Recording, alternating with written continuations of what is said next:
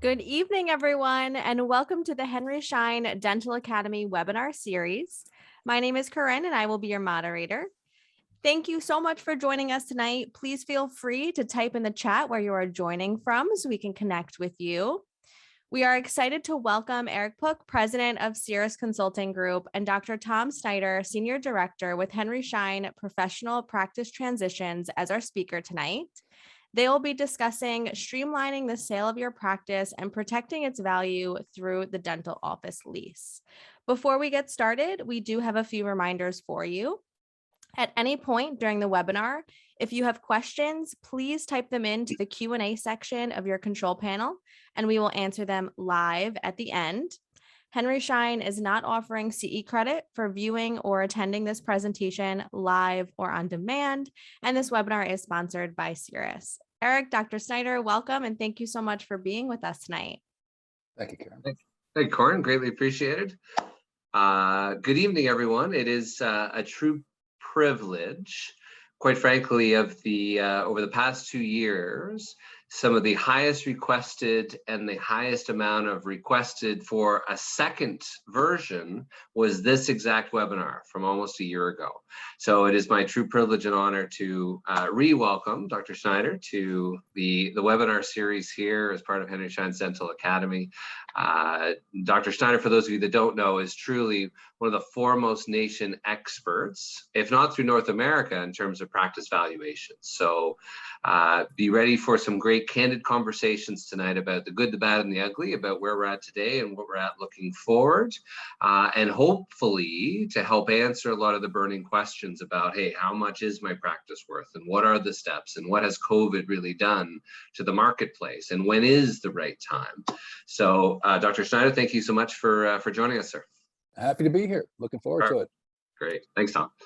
So on that note, we got a quick intro poll that just popped up. So just to give a little bit of background here in terms of your situation, feel free to list out general information, looking for some specific guidance, help with the lease, right? And again, for those that are looking for some assistance with valuations, rental rates, etc., another quick option there as well that we're going to jump into.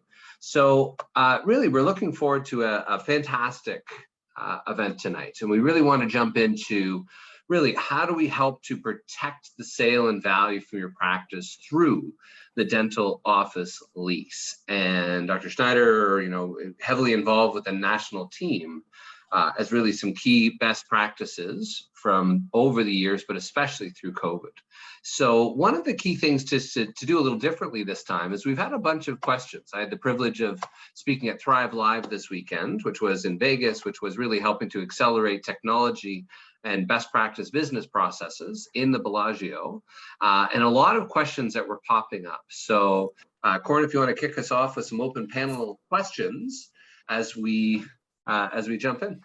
Absolutely. So Dr. Snyder, the first question is for you. What do you see in the future, short-term and long-term, of dental practice valuations, leasing, and practice brokerage? Eric, that leasing portion is for you. But Dr. Snyder, please tell us, kick it off. Thank you, Corin. Well, I'm happy to report that now that we're past COVID, and the uncertainty that 2020 brought us, and into part of 2021, many of you experienced a rebound, and we were very happy with your results in 2021, and we were too. We do over 600 valuations a year, and we were really pleasantly surprised with how many practices not only exceeded, of course, 2020, but exceeded 2019.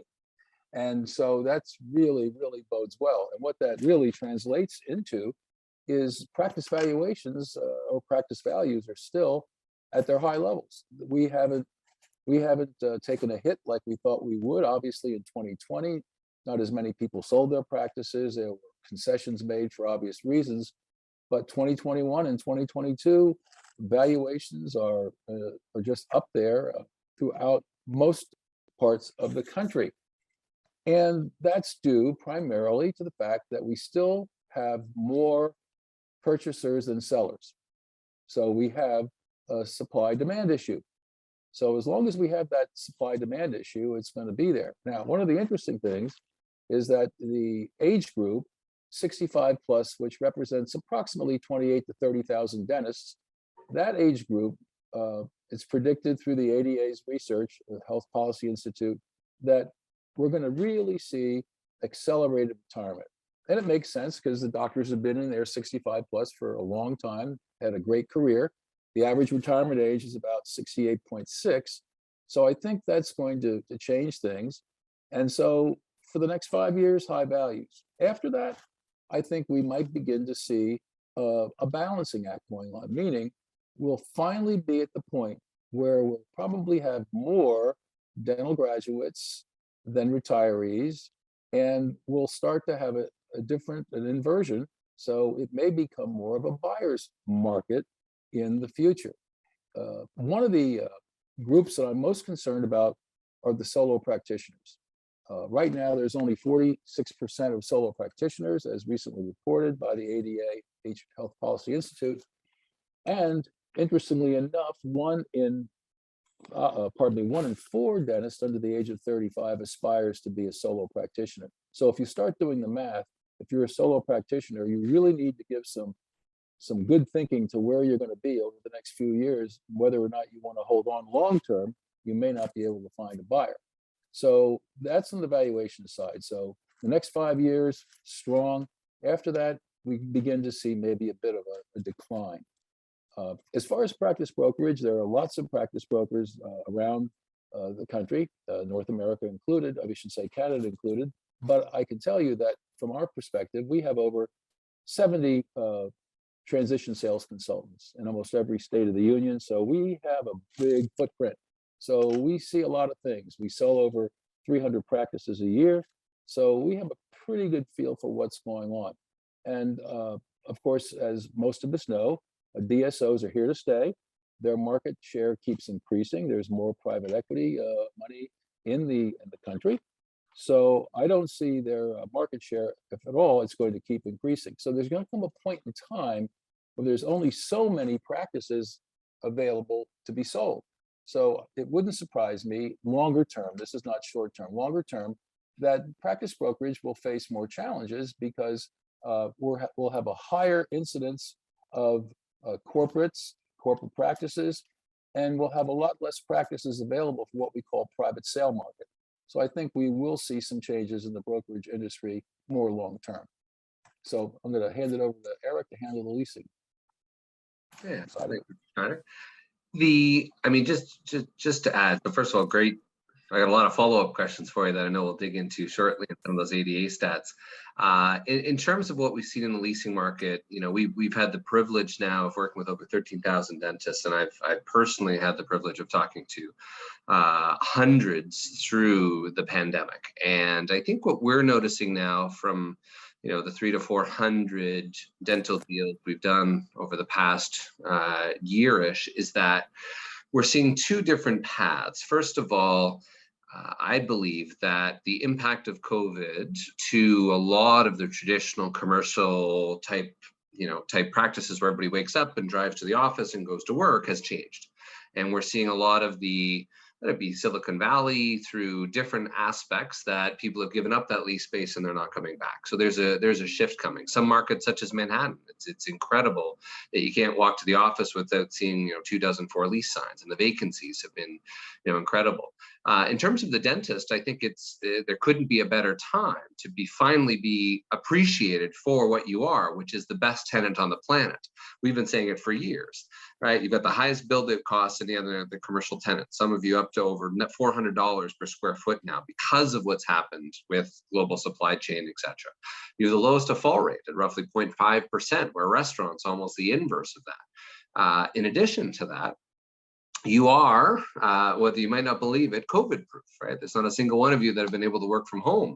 So it does give now you, in the eyes of the landlord, a rock solid tenancy that in comparison to florists and nail salons, et cetera, right? That might have had baby boomers running them and finally said enough's enough, I'm walking away. This now gives you a great opportunity to be taking into great locations, help to relocate potentially before your eventual transition, right? And to give yourselves really a leg up in some of those negotiations. So that's principally what we've seen on the leasing side. In the long term, we're seeing landlords also come through to say, hey, I was just looking at the Fed. I guess we're going up by 7% per year. So here's your new annual increase of 7% per year. And by the way, you forgot to exercise your options, or here's a totally new leasing agreement for you. So we are seeing a little more predatory practices for some landlords that are trying to now recoup some of the losses going through COVID. So again, the importance of the lease we'll touch on in terms of how that can help to put that protective force field around it. Another pre-question, Corin? Yeah, thank you both for the great insight there. So our next question is, what's your best advice for someone retiring in 10 years versus 2 years, Dr. Snyder?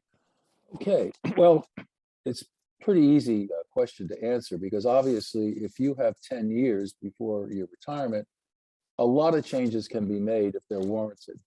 So one of the first things we recommend to doctors who have a longer look at their eventual retirement or sale of practice is to make sure you have a good, firm financial plan. Make sure you have the numbers in order. Can you afford to realistically retire in that 10-year time frame? And if there's a shortfall, what do you need to do to improve your practice's performance? And it may well be bringing a consultant in to help improve systems, to improve your top line and your bottom line. Also having your practice valued just to see where you stand, and maybe that valuation will give you some insights and things you need to do. For example, if you have a very high overhead practice, the valuation is going to really reveal that. So you can take some strategic measures to, in fact, improve your bottom line, which will improve your value.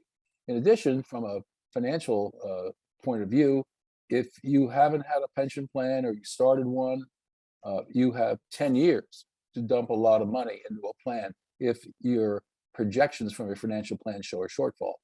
So it gives you lots of opportunities. Now, from a building point of view, if you own your own building, do you own it personally? And Eric's going to talk a little bit about that. You need to do something strategically to get it in another business entity. And do you have a lease with yourself? And what are the terms of that lease? Because obviously, if you have a lease and treat yourself as a third party, when it's time to sell that practice, you own the building and you're going to remain the landlord, you have a lease deal that you can work out rather than have a purchaser dictate terms. Now, unfortunately, for doctors who have 2 years or less, that is a real challenge, unless you're, financially in good shape. Where I really see some tough times is when a doctor hasn't done the type of saving. They did everything else for themselves, for their family, but never took care of themselves from a standpoint of developing a strong pension plan. So that puts pressure on us as a broker to get every penny of value, because that's what's needed in retirement. So there's not a lot of things one can do when you have 2 years or less. Perhaps getting a valuation done might reveal that you have a lower than average fee schedule. So we have ability through Henry Schein Dental to have an analysis done. So maybe that way you can at least increase your revenue and your profit, which might help you out with value. But it's always very difficult when the timeline is short.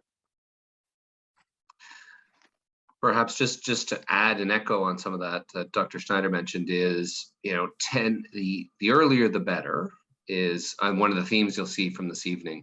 10 years in the eyes of the lease or the landlord, or even if you're your own landlord, gives that runway. It gives that history. So as it pertains to, as Dr. Snyder mentioned, even if you own your own location, if you're paying yourself now the same way that you want to be paid, if you want to keep your real estate as a passive form of income, well, wow, isn't that nice from the eyes of the buyer to say, I'm going to pick up that same lease from what was from the seller, right, that he was using and paying, or she was using for herself in the practice for years. So 10 years typically is what most will recommend in terms of structuring a long-term lease with options. Some of you may be very surprised to know that a lot of the banks now will not issue a loan for a buyer if there's insufficient term on the lease.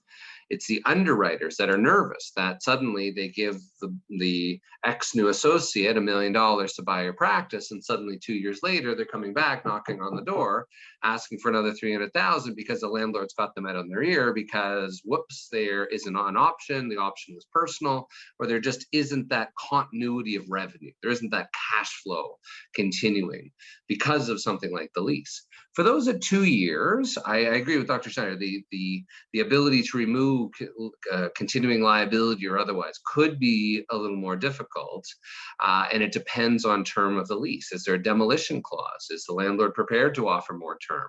Or, right, heaven forbid, are you then forced to, in order to sell, are you forced to relocate? And unfortunately, we've seen a number of those projects recently where physically their current location is unsellable, and they're absolutely forced to then find a new home, build it out just to facilitate the sale.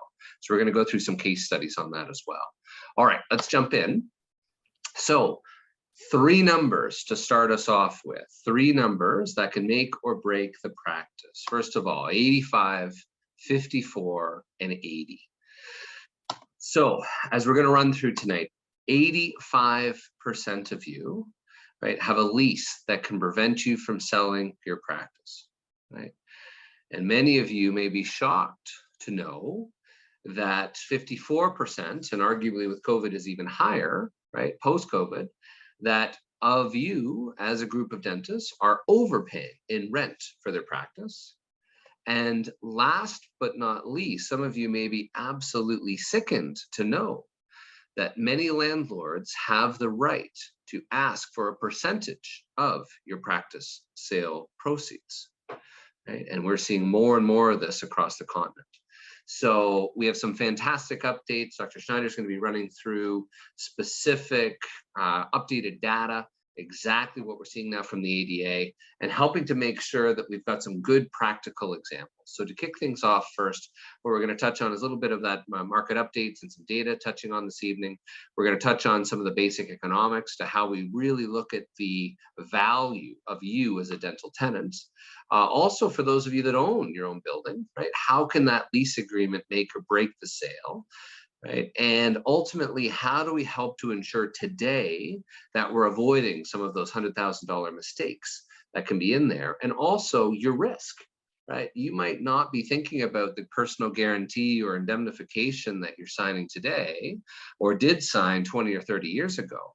But ask yourself this, if you're about to sell and ride off into the sunset and retire down to Texas or Florida or otherwise, and suddenly the landlord says no, right? You and yourself personally need to stay on the hook for this lease in perpetuity as it keeps renewing forever and ever. Are you okay with that? Right? Because that's happening more often than not. And in many cases, it's causing a delay to the close. And in some cases, it's scaring off the buyer. For those of you that haven't worked with Schein and on the leasing side, Cirrus Consulting Group is pretty unique. We're the only healthcare specialized tenant representation firm of our kind in North America. We're pretty unique. We're now 12, we're almost 13,000 clients that we've worked with over the years and done successful lease negotiations. So we're unique. We are hyper specialized on the dental office lease negotiations. And we have multiple commercial real estate attorneys and staff that are focused on dental office leases all day, every day. From that perspective, we get a great chance to help support each and every one of you, let it be a doctor buying or building their first location, a mid-career doctor expanding, relocating, or just simply renewing the lease every few years, right, to help ensure that you're based on fair market rents, right, and then the terms are appropriate to allow for a successful sale. Now, quickly from the data, tells a pretty interesting story, right? We saw 2022, right, as a 2020 obviously is a big dip in terms of national growth rate, a little bit of a rebound in 2021, but 2022 not off to the strongest start. Right, so we're seeing a lot of the national leasing activity being lower. Right, 2020 was a big hit, 2021 starting to come back, and 2022 off to a slower start. So let's dig in a little further. One of the core components that we're going to share is that, if you think, hey, great, I own my real estate, I don't need to pay attention tonight.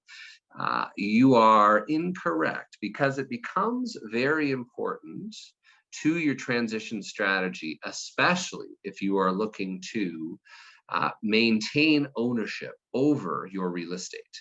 And as we talk about buying versus leasing, we do get this question a fair bit. What's best for you?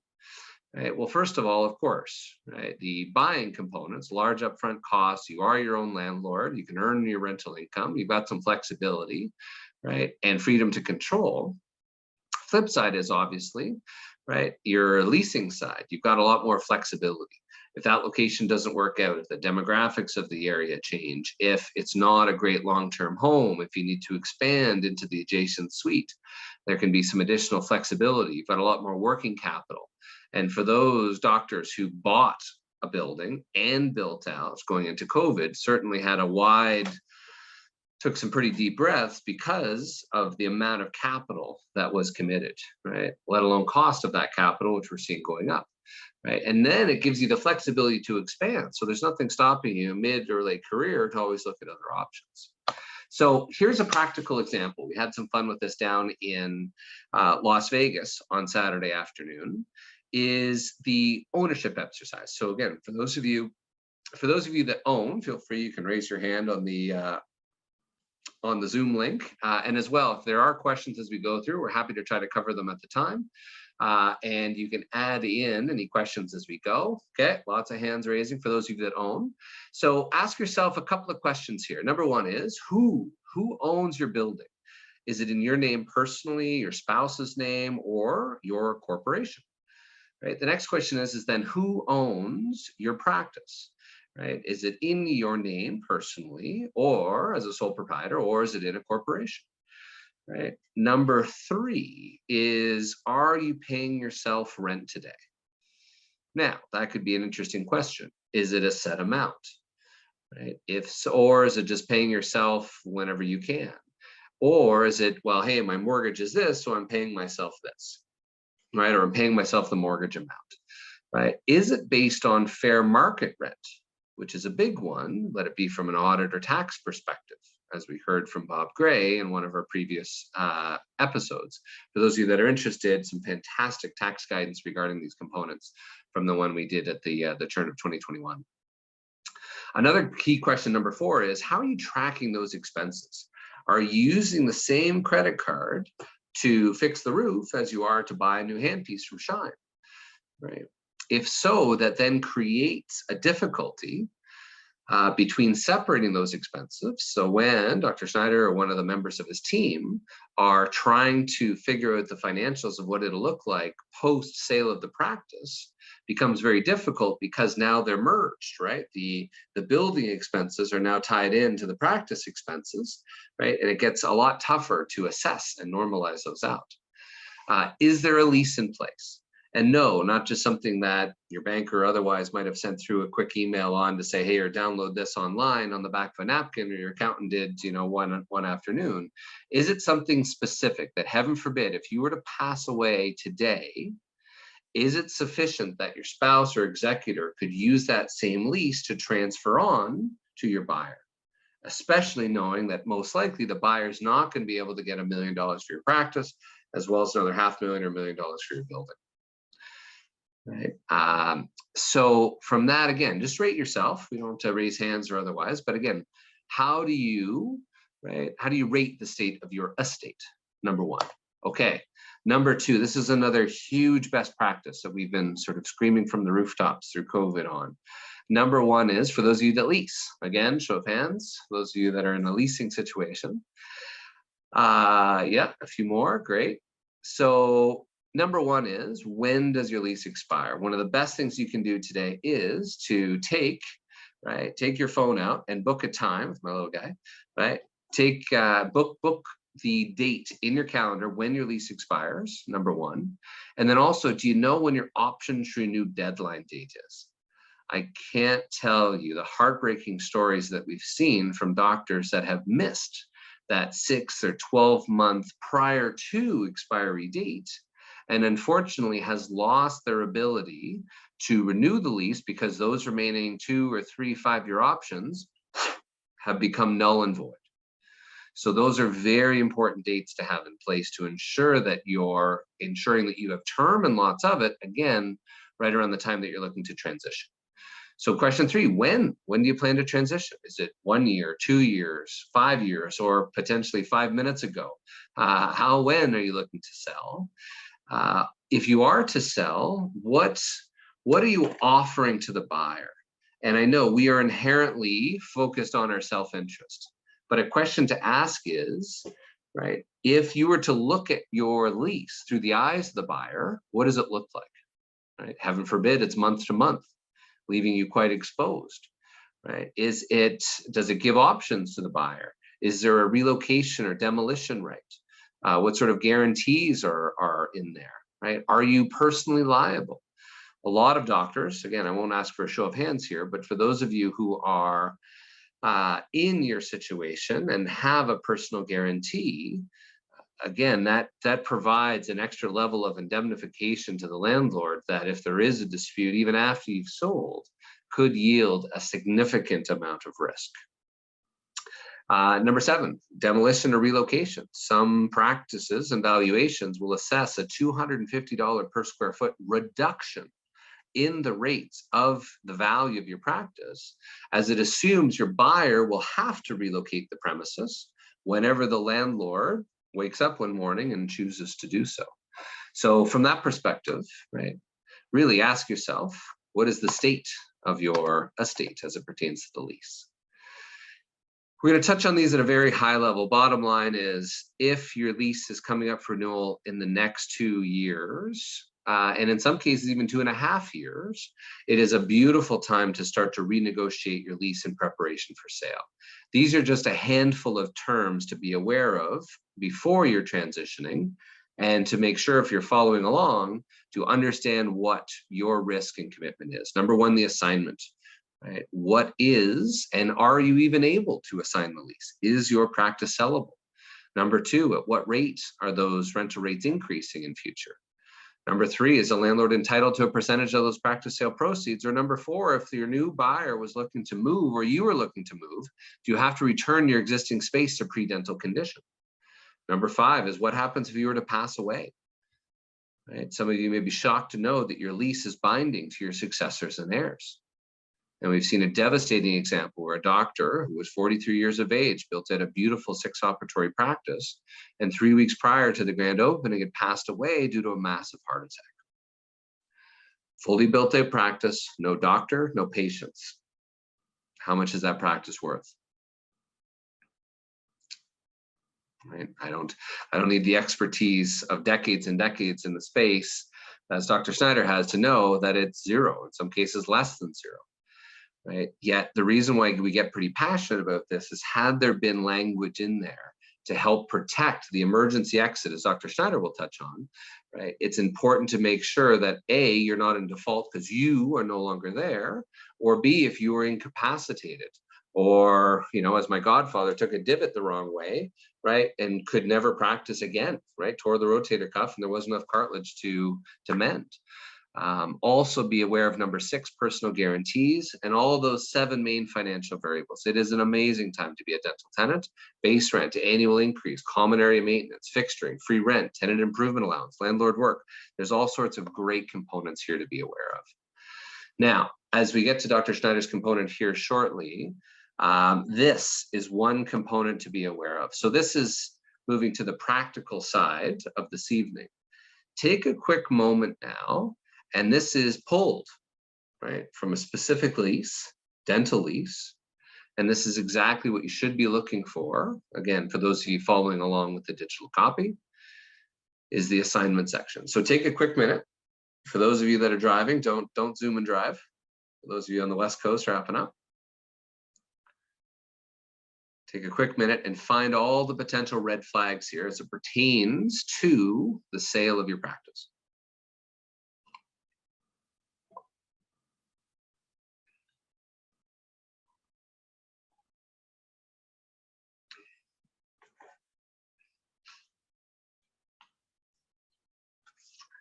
And for those Q&As, we'll cover those as we go, or cover some of those in the end. Okay, so at this point, when we were in person. So nice to be back in person. One of the questions is who enjoys reading leases? Luckily, our team has been doing that for decades, and we get a little bit of a kick out of it only because we know what we're looking for. Right? So first off, did you notice this? So the very first red flag here, as pointed out in blue, is that if you wish to assign or sublet the lease premises, i.e. in conjunction with the sale of your practice, it shall first have received the consent of the landlord. So yes, right, if you're not aware, you cannot sell your practice without the landlord's prior consent. Just ask yourself, how much is your practice worth, right? If suddenly the key didn't work. Well, now we're talking patient charts and goodwill, right? And the depreciated assets of your equipment. Again, it doesn't have that continuity, the goodwill, and that ability that whomever is going to buy has the ability to pick up right where you left off. Number two, did you notice this?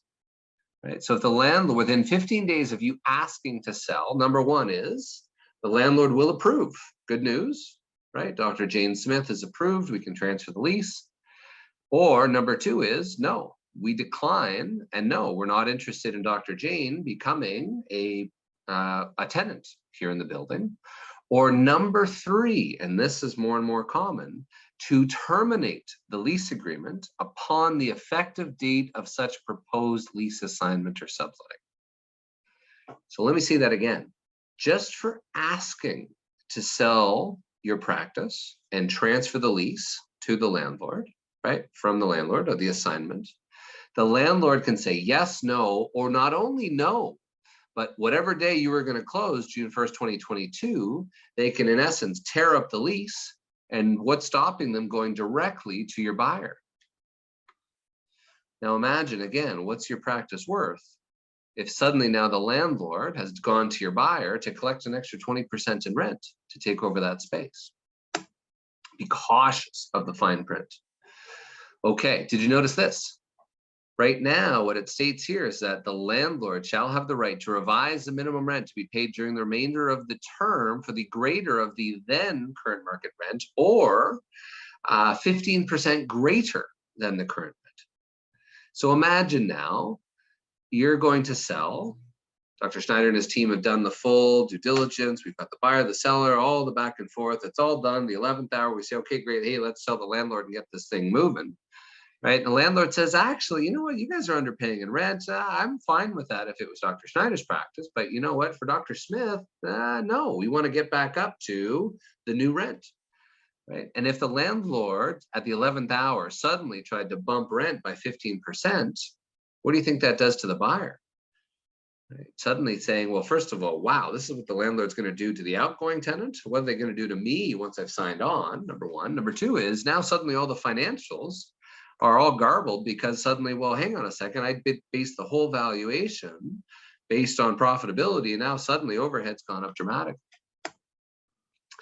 And this section, which we've heard of just some crazy examples, where the landlord now, should the tenant receive from assignee, right, or subtenant any rental income, cash, goods, or any form of consideration is what you want to look for in connection with the assignment of the lease or sublet of the premises that is over and above the current lease rates payable to the landlord any fiscal year during the term of the lease. The difference between that annual rental rate and such rental income, right, is then to be paid to the landlord directly within 30 days of receipt.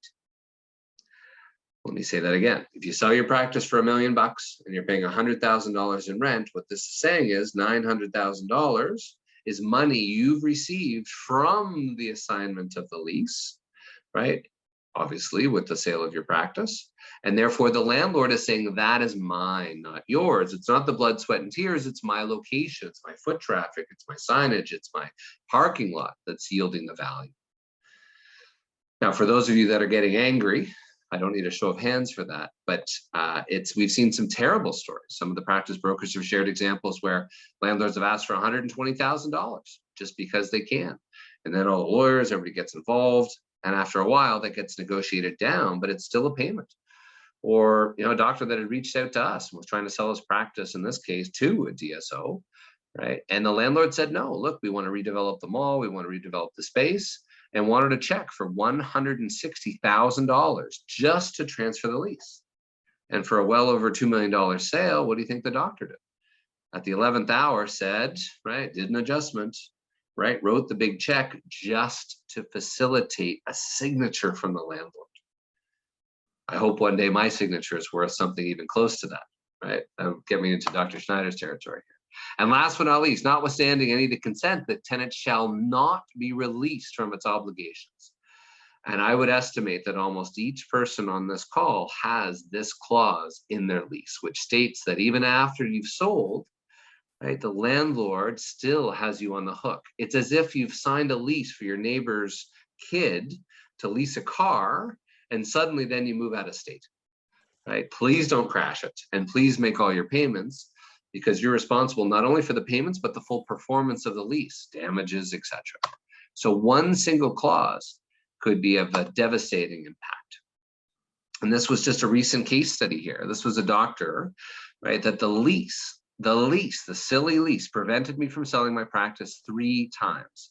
I tried to sell my dental practice, and each time my landlord found a way to say no and scared away my buyer. So at 74 years of age, I was forced to relocate my practice just to facilitate the sale. I hired Cirrus Consulting Group to handle the relocation for me, Eric and Cameron. They relocated my practice to a much better space and got the landlord to cover 100% of my build-out costs, plus negotiated, right, the incredible letter of intent that dramatically improved the rent and other financial terms, helped me to deal with the current landlord, to part the situation, because the landlord wanted that space, bar none, and said no 3 separate times, one to her partner, one to an associate, and I think even to a DSO. They just said no, right? They wanted that space. End cap space right on the end corner, right? Lots of natural light on both sides. So again, can you imagine being at the end of your career and being forced to relocate just to facilitate the sale? So that one clause, hundreds of thousands of dollars of risk. For those of you doing some screenshots, this is a great one. If you are unaware of any of these clauses, relocation, death and disability, right, some of the insurance negotiability, these are all components that we like to focus on to negotiate, to improve, and to at least make it fair. The lease today is most likely 99.9% in the landlord's favor. All we're talking about is to try to level that playing field, which is exactly why we were founded by doctors for doctors 27 years ago. For those of you that are in a month-to-month situation, it is critical that you have a lease and term, especially if you're looking to sell in the near future.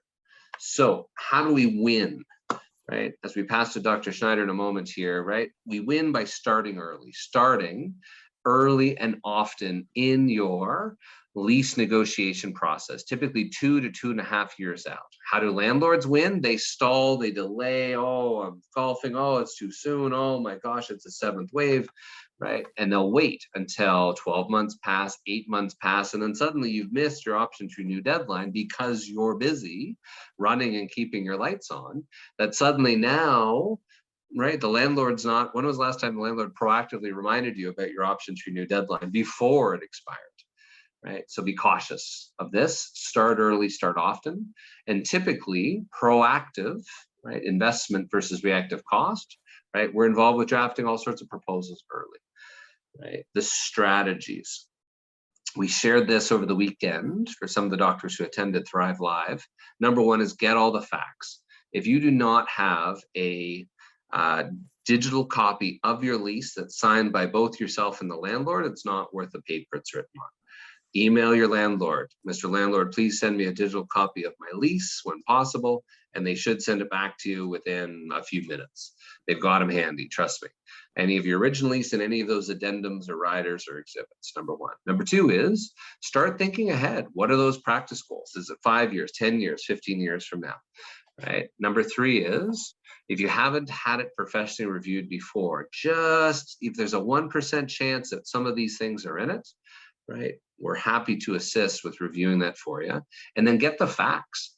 We have all demographics, rental rates, vacancies, perspectives, etc. If you're curious about what is market rates for a building that you own or otherwise, right, we're happy to look at your current lease area, right, help to assist with that. And then number 5, think about the long-term, carefully choreographed game of chess before you start the negotiations, right? Now, what have we not done at this point? And this is a big one.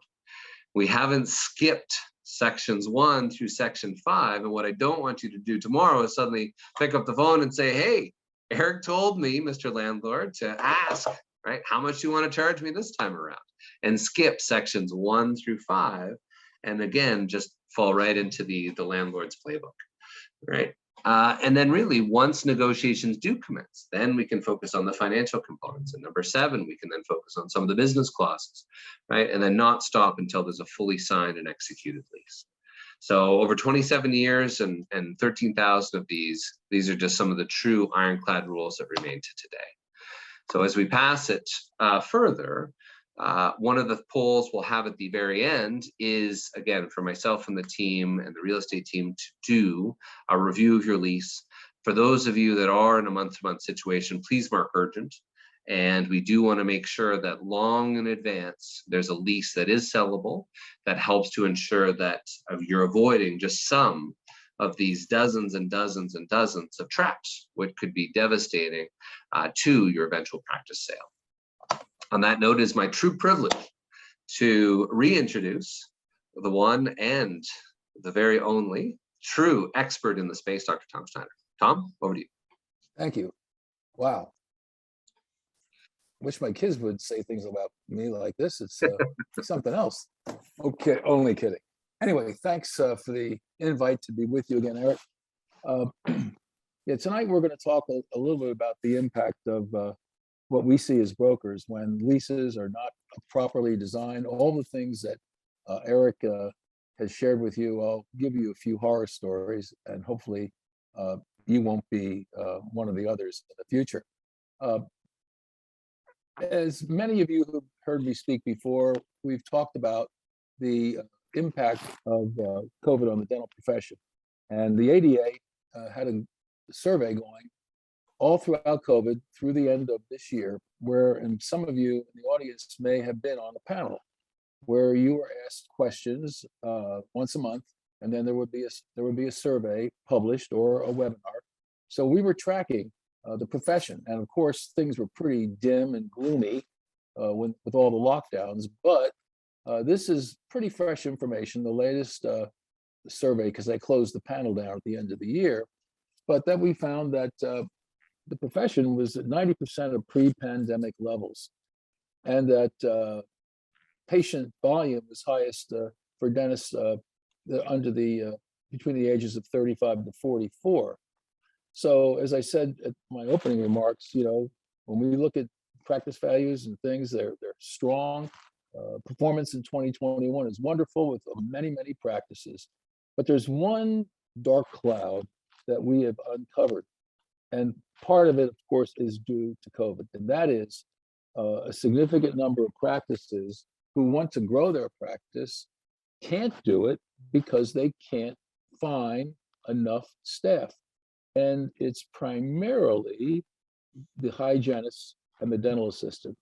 And to underscore that, I just saw on ADA News this morning, the Bureau of Labor Statistics reported for February and March that there were 1,500 jobs lost in the dental sector, dentists and dental staff.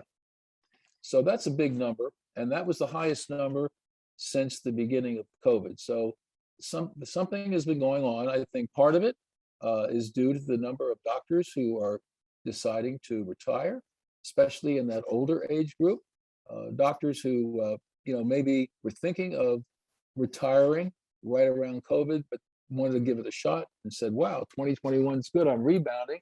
They kind of maybe got some of their lost income, which I'll talk about in a minute. But now they're at a point where they realize it's time to move on. So staffing, unfortunately, is not a quick fix, but I think many of you are frustrated because as a result, you can't be as productive, and that's a problem. So that's something we just have to deal with and work around as best as we can. So one thing that was interesting, that the study showed that 1 in 4 owner dentists raised their fees to deal with some of the losses they had, plus with some of the increased costs that we now bear. And that we see that we still have doctors borrowing money to get caught up or to make some improvements. Next, please. I wanted to share this with you because this was one of the negative impacts on COVID. You'll see here that dentist income did drop somewhat, dentists and specialists. We can see that for a general dentist, it was about 18%, and for specialists, about 7%. So that was from 2019 for specialists, 347,650 down to 323,776. And for GPs, 207, 234, down to 170, 164. So a big, big drop. And hopefully many of you folks in the audience now are back to where you were in 2019 and moving forward. But it did have an impact on everybody's income level for sure. So obviously, we're going to talk a little bit about the impact of short-term or no renewal on the lease. You know, when you do a valuation, you complete a questionnaire, and we ask a lot of questions about, do you have a lease? And if so, is it renewable? What year are you in your lease? And of course, for those doctors who report that they have 1 year left or 2 years left, and there's no chance for renewal, from a valuation point of view, what does that mean? That means we have to increase what we call the risk rate. And if we increase the risk rate in our valuation methodology, that's going to lower your value. It also has implications for goodwill. Can you, if you are not going to be in your facility and you want to sell your practice, there's a lot of uncertainty. So that could impact goodwill. So even when you report to us that you have a lease that's really not renewable, that is definitely going to hurt your value. So one of the things that we want to emphasize to those who are thinking of selling, as Eric said, having that 2-year timeline, we do a lot of transition planning, and we also talk to the doctors about the lease, and we can get Cirrus involved if we see some real issues. So there's a lot of good preventive maintenance going on here. Because unfortunately, as you'll see in a minute, deals don't get done. Deals get delayed, or because of the delay, the purchaser finds another opportunity, which may be better than the one they would have accepted had we not had a problem with the lease. So, we see that happening a lot. And as Eric said, there's a lot of issues about future liability with the doctor remaining on the lease. And we try our best to get them off the hook, being the seller. But if it's for a couple of year period, many landlords are not letting doctors off the hook. And we see that. I think there's been a bit of a toughening in certain markets since COVID because of all the real estate hits that many landlords faced. So that's something that, even though your attorney can try, we can get Cirrus involved. Sometimes we can't win that battle, or we have to come in with some negotiations. But again, that's really important.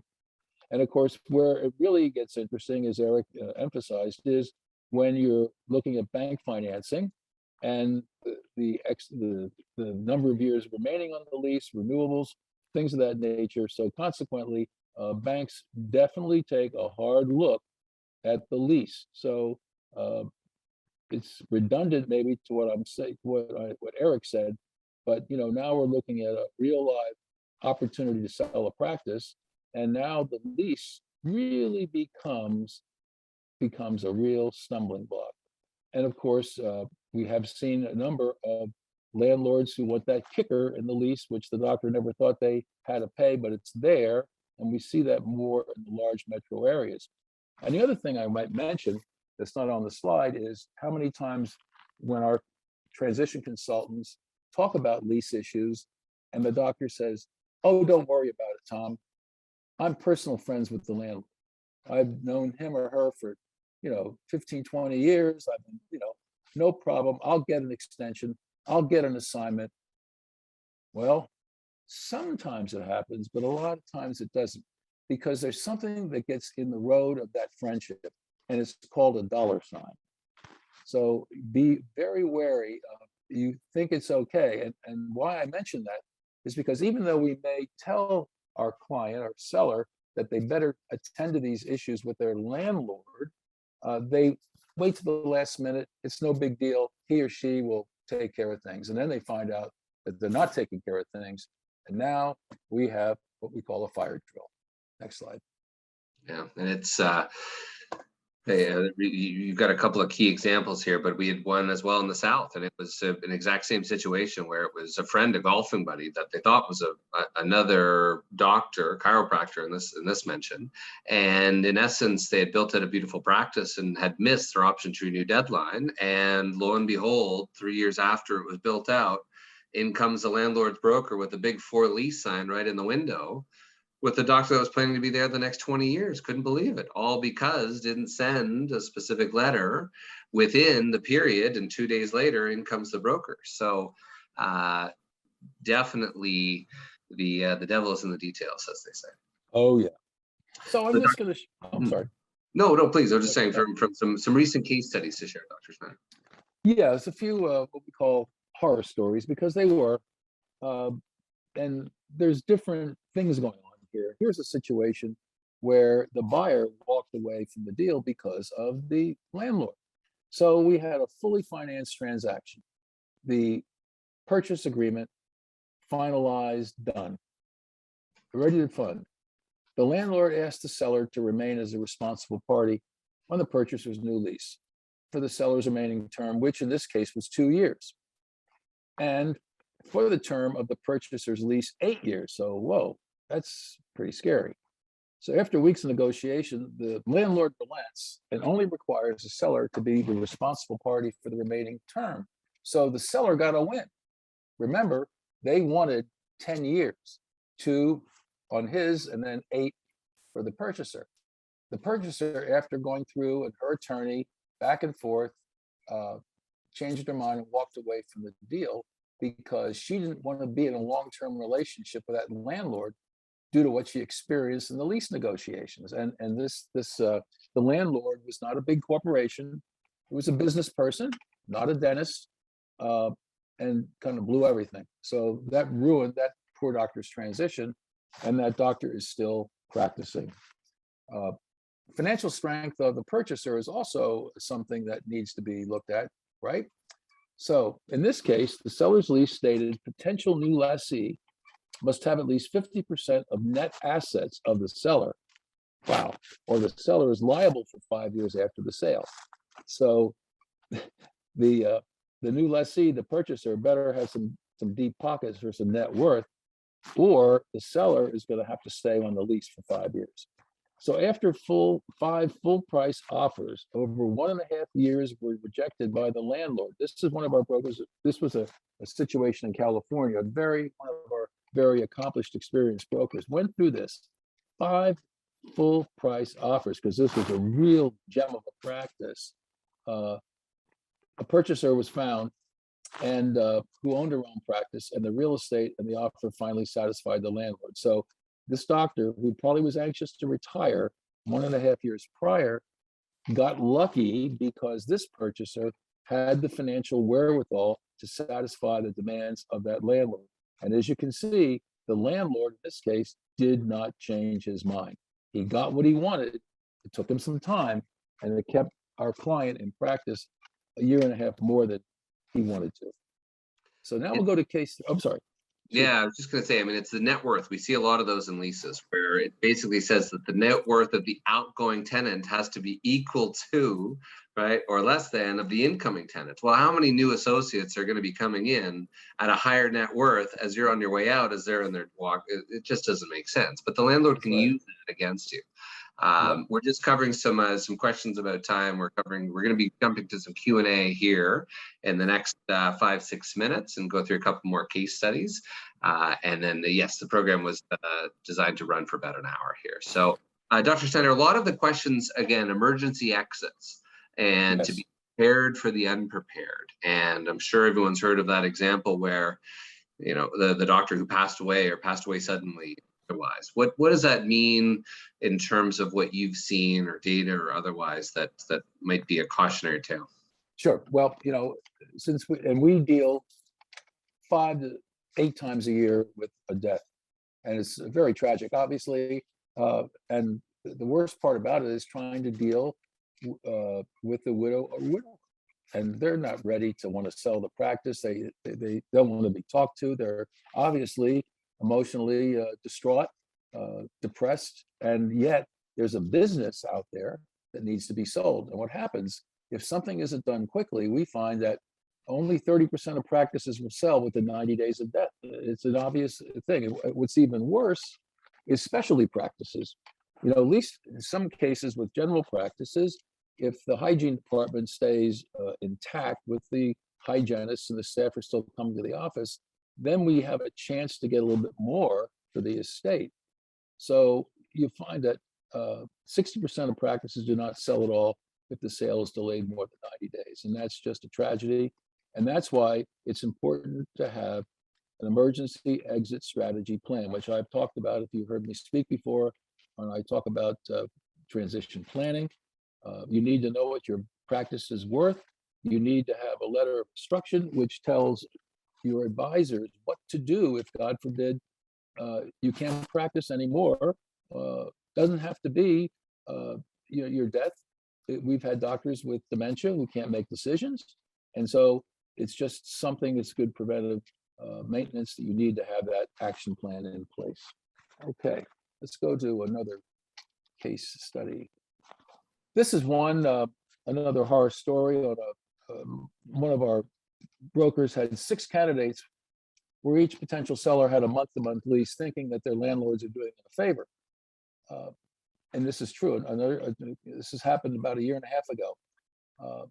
These were smaller practices, and these sellers were shocked to learn that the purchaser will not buy, and the lender can't finance the practice sale unless there's a long-term lease in place or an option to renew.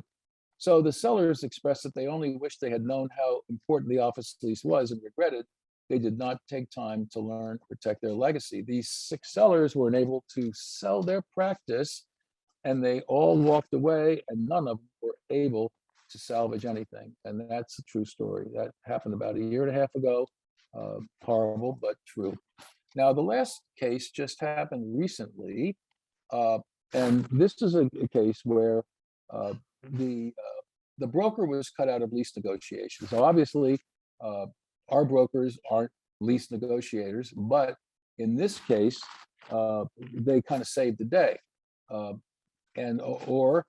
If we had proper time, we could get Cirrus involved. But here's what happened. So we had a purchaser and a seller agree to a sale price and a closing date. Everything was fine. The purchaser was a corporate entity with 8 practices and a very strong balance sheet. They weren't local, they were out of state and new to the market. The landlord was a real estate trust, so we had a little bit of bureaucracy to deal with and more of a corporate landlord, so to speak. And the landlord initially listed a set of requirements. They wanted the seller staying on the remaining 2 years of the lease, a few other things, but more importantly, they wanted the purchaser, who was, multimillionaire with a strong balance sheet, not only to provide a corporate, but they wanted a personal guarantee. So what happened is the attorney said, we'll take care of it. Our broker, who had been in the lending industry for a number of years before, was, understood finance, and he had a good relationship with the buyers and the buyer and the seller. Bottom line, attorney said, we'll take care of it. We'll deal with it. They couldn't agree. They were fighting over they came up with the new lease, back and forth. They went to the trust, spent a lot of time and money and effort. The landlord said, forget it. Purchaser killed the deal. The seller had $20,000 in legal fees. The buyer $9,000 in legal fees. Fortunately, the broker was able to get to that landlord and worked out something that was comparable. It was a comparable deal, just like Cirrus would do. But these are the kind of things that happen if proper planning isn't done. So at the end, obviously, we talked and was lease assignability and lease review. These are so important. And as the old adage goes, a ounce of prevention is worth a pound of cure. So hopefully tonight, you got some good insights from a couple different perspectives to make sure that your lease is one that can weather the storm, so to speak. Thank you very much. Perfect. Dr. Snyder, perfect. We've had tons of questions that have come through here, and as well as a bit of a exit poll as well. So again, for those of you that own, for those of you that haven't had someone look at that lease or otherwise, or are concerned with some of the examples that Dr. Snyder has shared, there's no point in being a victim or exposing yourself, even if there's a 1% chance of any of these occurring because of what's in your lease. That's key. So number one, if you are with a lease today, poll question 1 and 2. Number 2, if it is urgent, we will prioritize with the Schein team to help assist with scheduling that lease review. Again, if you have even an inkling that some of these are in your lease and curious about talking about specific strategies for yourself, question number 3 for yes, and we'll follow up to schedule a time. And of course, from Dr. Snyder and the team, if you're curious about valuations and having a valuation completed, then yes, option number 4 is there for a yes, and we'll be able to help schedule those accordingly. Okay, Dr. Snyder, lots of questions that have come through. One question here regarding exit strategy for us both. This one here, Dr. L, is I have 2 practices. I sublease space for one, and I own the building on the other. I'd like to retire in 3 to 4 years. Dr. Snyder, with all that you've seen, you got a sublease situation as well as a owner-occupier situation, and a bit of 3 to 4 year runway. What's some guidance you could give to Dr. L? Okay, I guess with the sublease, I'll let you handle that one. Okay. From the sublease perspective, my first concern is the head lease. So the sublease is only as good as the head lease. You might have a 100-year sublease. If the head lease is month to month, you're the first question as a buyer, if I was helping to advise the buyer, I would say is, where's the head lease? And if there's not a long head lease in place, the sublease is worthless, really, because there isn't that predictability. The head landlord, right, or the sub landlord could have their lease terminated tomorrow, and you're out of your ear. So again, a good sublease can work, but it's again only as good as the head lease. So in terms of an exit strategy, I would ask, is it possible to create your own head lease? Right? Is it possible to either add yourself to the main lease or subdivide the space, something that to the eyes of the buyer, you can give them a tangible box, literally, right? Something that you can keep with. And so, the earlier you can make sure that, again, there's a solid head lease in place, there's term, there's assignability, can't stress that enough. If you own the building, right, maybe from a leasing perspective, one of the best things to do is have a lease in place, 3 to 4 years, and Dr. Snyder can speak to the valuation, but I personally would advise to say, plan for the emergency exit, right, as I was flying back over the weekend. So plan for it, so you hopefully never have to use it, but design it today as if you're the full-time landlord. So take off the dentist hat and just put on the full-time landlord hat, and think about now of how you want to bill. Is it a triple net lease? Is it a modified gross lease? Is it a gross lease? How do you want to bill yourself now? And to ensure that when you go to sell, how much easier is it, Ronald, that you're then going to transfer the lease to your future buyer to say, look, this is what I've been using for the past 4 years myself. It takes away the need for the buyer to want to renegotiate because you've set up such a strong lease that's dental specific. You're not trying to be terrible or a bad landlord. You want a fair lease. But again, optically as well as strategically, it's so much easier to do it now because, heaven forbid, if you're waiting, well, I'll just get to it when I sell.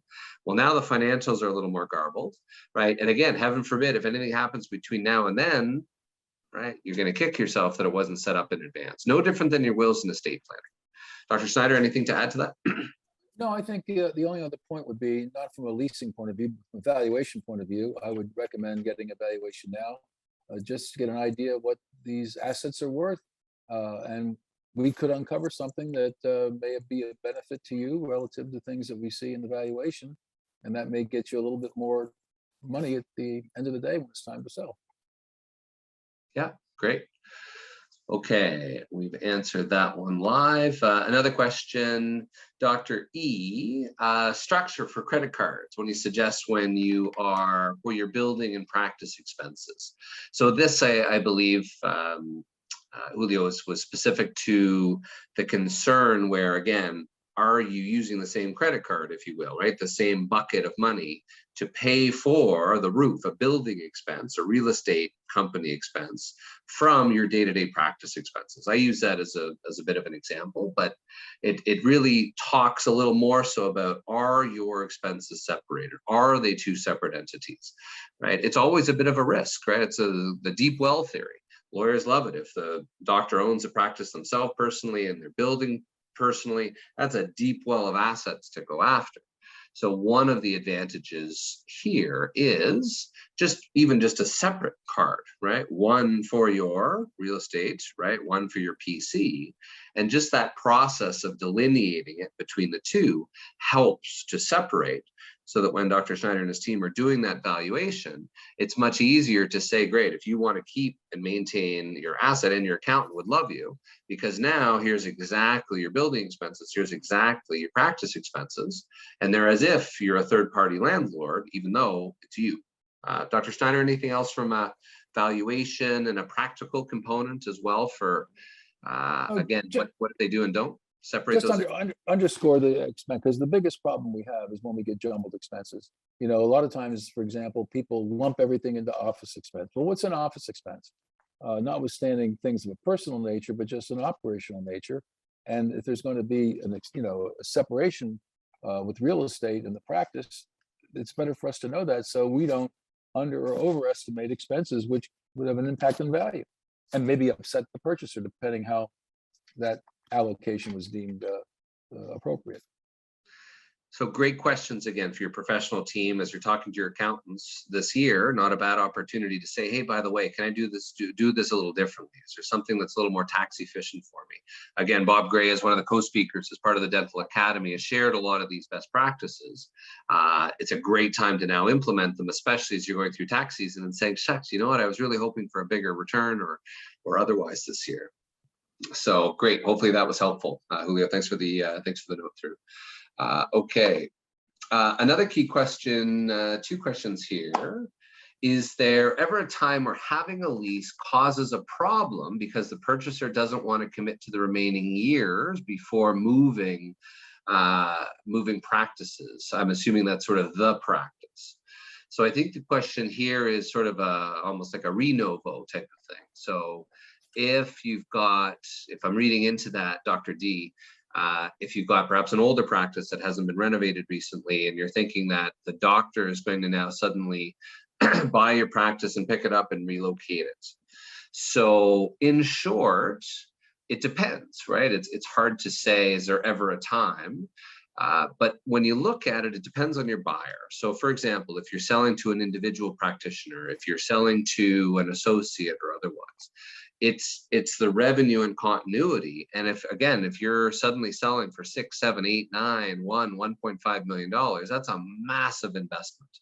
The likelihood that the buyer is going to have the capital to not only buy it, but then to physically pick up and build out at $400 per square foot to move into a newer place is unlikely. Is it a group? Is it someone that's just buying it for charts, etc.? But again, Dr. Snyder can perhaps speak to it more so in terms of when does it make sense to just sell charts versus when does it make sense to make sure that to your buyer, they have the ability to build out that space. Most typically want it as a second location or again, to be run by associates if it's multi-site, unless they're just trying to gobble up your charts and because they're your next door dentist and they want to have a bit more of a monopoly. But Dr. Snyder, that's a great question. So yeah, when is it charts and when is it turnkey? Well, I think a couple of things. One, a lot depends on the revenue of the practice. Is it 300,000-400,000 or is it close to $1 million or more? And what it really boils down to is, what's your capacity right now? How many treatment rooms do you have? And are you working full-time, part-time? it does occur. It's a real issue because purchasers can be very, they're looking for usually that they like at least 5 treatment rooms. Not all, but many of them do because they have visions of growing. So depending on what, really what the profile of the practice is will determine a more clear answer, to be honest with you, because you could have a lot of different scenarios from small to large revenue and small practice to multiple opportunities. Yeah, and maybe Dr. D, just to add some color to that, again, try to look at it through the eyes of the buyer. And, Dr. Snyder, who's lectured at dental schools throughout the continent, the young associate, right? Just put yourselves in their shoes for a second. If now you're looking through their eyes and suddenly they're saying, well, great, hey, there's a spot, in the strip mall down at the end of my street, but now it's going to cost me $300 per square foot to build out and then buy equipment. Right now, let's just say hypothetically that someone just wants to buy your charts, right? Because most likely they're not buying your old chair, they're buying the Goodwill. So if we're following that through, now you've got a fully built out and equipped dental practice. So, right, if you look at it through the eyes of the buyer, can you imagine being a young associate that's thinking of a de novo, right, to be in for $1 million just before even day one, on top of $300,000 of student loan? Even if hypothetically you sold, right, the leaseholds of the practice, the key, if you will, and transferred that lease on as a fully built out, equipped dental practice, even without charts, right, could yield a fantastic fit to how many new associates that are looking for a starter practice, or potentially for, a doctor that's looking to expand or to relocate and keep some local patients close by and to keep a foothold in the area. Dr. Snyder, that's another interesting component. So let's say anything that you've seen there where, again, where to a younger associate or otherwise, to have that built out clinic, even with a handful of charts, anything there that you've seen that might be creative or otherwise that could facilitate different types of sales depending on what the seller or buyer are looking for? Right now, I don't have anything coming across my screen that would really apply to that, to be honest with you. Great. No, appreciate that. Another question here in terms of fees. So Dr. K had asked, is it common for the landlord to have the lease assignor to pay for the landlord's attorney fees for working on the lease assignment? So that's a great question. As all the M&As and everybody's doing all the back and forth, Dr. Snyder, how do you see the delineation of professional fees between buyer and seller, especially to a common goal, which is the lease? I'd say it probably varies, half and half sometimes. Sometimes it's all about negotiation, and to be honest with you, some attorneys for sellers are very, very tough to deal with, and they're very inflexible. And that's kind of like, I don't have a data point that I can say half the time or a third of the time. It really is more of something you see in legal. And I would leave it at that, just because I don't have the data to really make a definitive statement one way or the other. Yeah, and I mean the data, it's unique because typically it's defined in the lease already. So if you're evaluating a practice or you're thinking of selling your own, look and is it limited to $1,500? Part of our process when we're dealing with a landlord is we want to minimize it or cap it so that, yes, the landlord can't pass on those expenses. So in short, Dr. K, yes. Is it common for the landlord to pass on some of those fees? Yes. To the extent or how much or how little really does depend on what is structured in the lease today, in that black and white. So again, it can vary, but that's quite important. Okay, so another great question is how long is typical for a tenant's liability of the practice seller sells his office? So let me see, a little typo there. So how long is typical for a tenant's liability of the practice sale when the seller then sells the office? So I think the question is, for an outgoing tenant for continuing liability, Dr. Schneider, you mentioned that example where the landlord Yes. wants to lease the balance term of the lease, which is quite common. Yes. After a whole lot of back and forth, instead of the 8 years was then just to 2 years. But from your experience in terms of typical averages when there's a continuing liability clause, any anecdotal examples there in terms of average time of continual liability? I'd say we see usually 2 to 3 years. You know, there have been instances where it's longer, and then, you know, if for goodness sake, it was a 10-year lease and they're in the second year, they have 8 years of liability. I would be hard pressed to see if the advisors for the seller said, "Are you sure you want this?" Because I think, as you correctly state, people forget the kind of financial commitment a lease is all about, and substantial amount of money.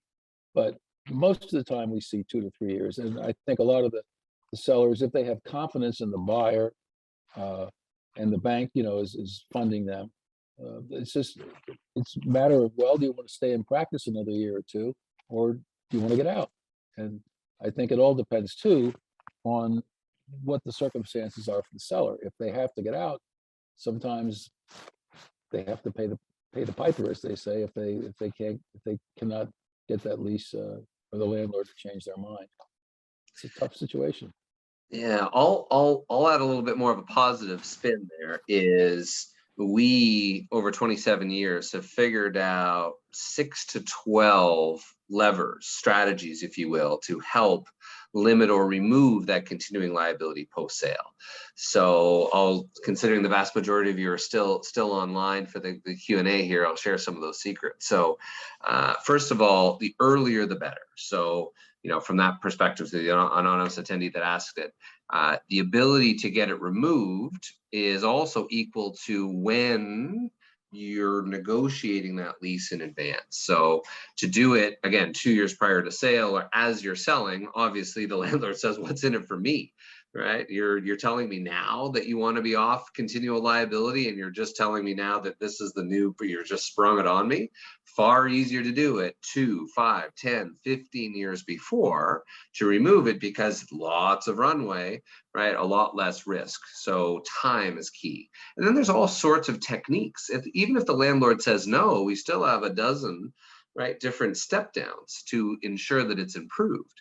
The landlord, look, just wants to protect their investment and to make sure that if the buyer defaults, right, they're not going to be left out in the cold as you've just, run down to Florida with your $1 million or so, right? So some of the strategies, there can be a burn down rate. It could be relieved at a certain period of time or as of a specific event. Maybe there's an extra amount in escrow. Maybe the buyer can come up with an extra security deposit amount, right? There's all sorts of ways creatively that when the landlord says, no, I want everybody's hooks into it. Part of the reason why our team does what we do exclusively for 13,000 of these is that when the landlord says no, again, what's the real core concern? Great. How can we help mitigate that and relieve you? So if I was to answer the quick question here, what's the typical liability? Typically, it's perpetuity, right? Most have a continuing liability with no end date, which for most, it will be for as long as the lease term, but also whenever that lease renews. So if the doctor just continues to renew that lease 5, 10, 15, 20 years, no different as you did, that governing document from 1986 remains your governing document even after you bought it. So that continuing liability can continue. And a lot of doctors had some shocking realizations to that when COVID happened and suddenly said, oh my God, what am I actually responsible for? So very long-winded answer, but it can be, unfortunately, what's typical, it's whatever it's negotiated for. But if structured in advance, it's very typical to be able to remove yourself personally, and more importantly, to remove yourself personally post-sale, right? That continuing liability or personal indemnification can just, cause a complete amount of unnecessary insomnia as you're wondering, oh my God, right? If that buyer doesn't go through, I'm on the hook, right? And there was a terrible example of a doctor in Michigan who sold the practice, right? Moved south, retired, and then got the phone call 3 years later from the doctor, from the landlord that suddenly said, unfortunately, the doctor who bought your practice has defaulted. And now not only do you owe the past 2.5 months worth of rent, but you're now responsible for the remaining 4 years on the lease. I mean, can you imagine? You've left your CEs, the license is done, right? You're enjoying retirement. The last thing you're thinking about, and now what? Right? Do you have to call your office manager back and try to get the band together? I mean, this is these are all the types of things that in retirement, this is the last thing you want to do. And so my dad is a GP who, built a practice 1972, sold it in 94. Right. This was one of the main components that, how do we make sure that when we step back, we collect our check, right? We pass on, we do the very best to maintain our legacy, right? But without having to stand behind that buyer financially to the landlord who's always profited or already profited exponentially from you over the past 10, 20 plus years. Perfect. Great questions. I think we've covered them all. One more that jumped in. Corin always loves it because there's always great Q&A. Dr. Stein, if you've got 1 extra minute here. I think I can, yes. Yeah, so I think here, a key question was about month-to-month lease. For any doctor, again, for those that are still on, please, if you have a month-to-month lease, it is just as risky as it gets. So having term and options and lots of it is key. So the question here is, I'm currently in a month-to-month, and everybody can see it here in the notes, and have been there for 10 years and selling my practice to relocate. The landlord is new and they've hired a leasing agent who's been hounding me to sign a 5-year lease with a 5-year option. What's the best strategy in this situation? Now, the big question here is, you are selling your practice to relocate. So I've got a lot of follow-up questions for you, Dr. E, in terms of, are you moving close by? Are you selling to someone that is going to have a restricted covenant? So you want to maximize your sale and you want to do it all over again to start fresh somewhere else. So you're moving out of state. Okay, so some live questions here. So if you're moving out of state, then it's risky, right? So if you have a month-to-month lease, then again, the buyer is, so ask yourself, if the buyer finds out you're month to month and the buyer then picks up the phone and calls the landlord or the leasing agent and says, forget about it, I'm now going to just go directly to the landlord and pay more in rent, right? How devastating would that be to your practice value? So timing as to when the transition is occurring, or to at least have an agreement in hand. So what we've done in some cases is we'll negotiate the renewal. Hopefully the landlord doesn't know that you're contemplating, selling and walking away. So if we can structure a new, even if it's a 3-year term, right, to put your anxiousness at ease, or even a 5-year term with multiple 5-year options. There's lots of ways of doing that to not telegraph to the landlord that you're on your way out and you're packing your bags and moving west or east, but you've got something now that you can transition and sell, and maybe it's perfect timing. We've done that a bunch of times where we're in the process of negotiating renewal at the same time as the buyer comes in, and it's the best of both worlds. The buyer gets a great new 10-year term because they certainly don't want to move in the next couple of years. They just paid you the big check, right? So you've got a long-term lease. And for the outgoing doctor, even better, you're off the lease. It's a perfect piece. If you don't have a buyer yet, doesn't matter, right? It's still important that through the process of negotiating the renewal to ensure consistency, right? It doesn't mean you've actually signed off on it yet, right? So as we're going through that process, it can be done coterminously, if you will, or concurrently, if you will. So perhaps, Dr. E, we can certainly regroup on a one-off, as it's a little unique type of situation, but happy to reach out and can certainly support through there as well. I will, just as a reminder here, I'll pull up the contact details as you'll have at the end, and info@cirrusconsultinggroup.com or the 1-800. My direct extension is 3255, and happy to, again, any email to info@ goes to my inbox. I usually keep the lines open after these events because usually there's a few SOSs that come through as well, as I'm sure you've seen over the years. Okay, Dr. Snyder, I think we've covered them all. Yeah, I think so. but appreciate it. And now another one, I said, I'm not sure if I clicked urgent, but please make sure I'm urgent. You're anonymous. I'm not too sure who you are, but feel free to email us directly confidentially to info@cirrusconsultinggroup.com. Okay, Corin, I appreciate the extra time. No wonder Adam passed this off to you, because I did go a couple minutes over. True appreciation for Dr. Snyder and all your time. And certainly, doctors, hopefully this has been helpful, especially for many of you that are in a difficult situation. We're happy to support. Yeah, thank you both for the great presentation this evening. And thank you to everyone who attended for the great questions and engagement on tonight's webinar. We really, really appreciated that. If anyone does have any outstanding questions, generally you can email us at webinars@henryschein.com. To view and register for upcoming webinars, go to henryscheindental.com/webinars. And as a thank you for attending, everyone will receive the recording via email in the next week. So thank you all for joining us. We look forward to seeing you on future webinars. Thanks again, Eric. Thanks again, Dr. Snyder. Thank you very much. Thanks, Good evening, Corin. everybody. Have a great night. I just shared the email address as well in the notes as well for everyone. Thank you so much. Have a fantastic evening all. Have a good Bye night. now. Good night.